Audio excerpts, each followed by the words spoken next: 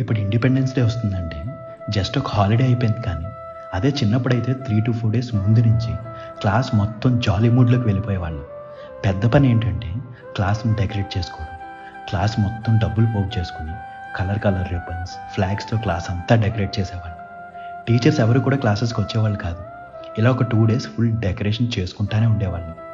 కింద మీద పడి ఎలాగో కంప్లీట్ చేసి క్లాస్ టీచర్ని పిలిచి చూపించడం, ఆవిడిచ్చే కాంప్లిమెంట్స్కి మురిసిపోవడం భలేగా ఉండేది. ఆ తర్వాత అన్ని క్లాస్ రూమ్స్ తిరిగేవాళ్ళం ఎవరు బాగా చేశారు అని. ఇంకా ఆగస్ట్ 15th రోజు పొద్దున్నే లేచి వైట్ డ్రెస్ వేసుకుని షర్ట్కి మన ఫ్లాగ్ పిన్ చేసుకుని స్కూల్కి వెళ్ళేవాళ్ళం.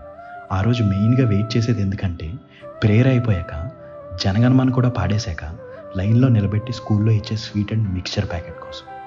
ఆ ఐటమ్స్ తింటూ ఫ్రెండ్స్ అందరితో కబుర్లు చెప్పుకుంటూ అలా ఒక 1 hour గడిపేసి ఎవరింటికి వాళ్ళు వెళ్ళిపోయేవాళ్ళం. ఇంటికి వెళ్ళి యాజ్ యూజువల్గా